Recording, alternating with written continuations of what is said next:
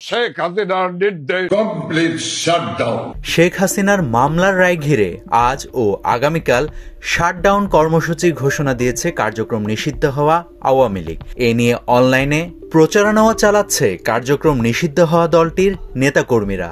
ভীতি ছড়াতে কয়েকটি স্থানে হয়েছে নাশকতার চেষ্টা। এতে জনগণ রয়েছে খানিকটা শঙ্কাতে। সবার মনেই প্রশ্ন, কি হতে যাচ্ছে আজ এবং আগামীকাল। জুলাই অপরাধের মামলায় শেখ হাসিনার বিরুদ্ধে রায় ঘোষণা করা হবে সোমবার অর্থাৎ আগামীকাল। ব্যাপারটা ঘিরে নগরীতে বেড়েছে নিরাপত্তা, কারণ রায়কে কেন্দ্র করে আজ এবং আগামীকাল সারা দেশে শাটডাউন কর্মসূচি দিয়েছে কার্যক্রম নিষিদ্ধ হওয়া আওয়ামী লীগ। শাটডাউন কর্মসূচি ঘিরে দেশের নানা প্রান্তে চলছে বিক্ষিপ্ত নাশকতা। এ থেকেই সৃষ্টি হয়েছে অজানা আতঙ্ক। তবে আইন শৃঙ্খলা বাহিনী বলছে যে কোনো নাশকতা রুখে দিতে সব ধরনের প্রস্তুতি আছে তাদের। র্যাব বলছে যখনই নাশকতার কোনো তথ্য পাচ্ছে তারা তখনই গোয়েন্দা তথ্য সংগ্রহ ও প্রাপ্ত তথ্য উপাত্ত যাচাই বাছাই করে প্রস্তুতি নিচ্ছে তারা। এবারও মাঠ পর্যায়ে ও সাইবার ওয়ার্ল্ডে যে কোনো নাশকতামূলক কর্মকাণ্ড মোকাবেলায় প্রস্তুত তারা।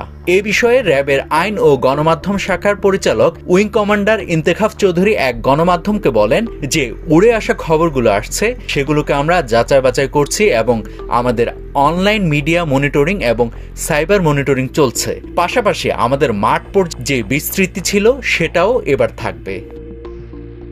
এদিকে স্বরাষ্ট্র উপদেষ্টা অবসরপ্রাপ্ত লেফটেন্যান্ট জেনারেল জাহাঙ্গীর আলম চৌধুরী বলেন, রায় ঘোষণা করা হবে এটা তো কনফার্ম, আপনাদের কোর্ট থেকে জানিয়ে দিয়েছে। এটার জন্য আইন শৃঙ্খলা বাহিনী তাদের যা যা প্রস্তুতি নেওয়ার নিয়েছে এবং এক্ষেত্রে কোনো ধরনের কোনো রকম কারো কোনো আশঙ্কা নেই।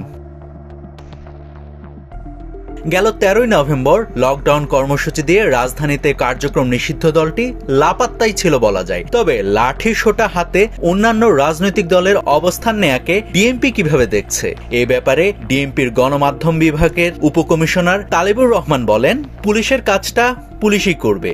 পুলিশের কাজে জনগণ সহায়তা করতে পারেন, তারা তথ্য দিয়ে পুলিশের সাথে থেকে কাজ করতে পারেন, কিন্তু পুলিশের কাজের যে ধরনটা সেটা কোনোভাবেই অন্য কেউ হাতে তুলে নিতে পারে না। যদি আগামীকাল কোনো শঙ্কা তৈরি হয় সেক্ষেত্রে পুলিশ বসে থাকবে না।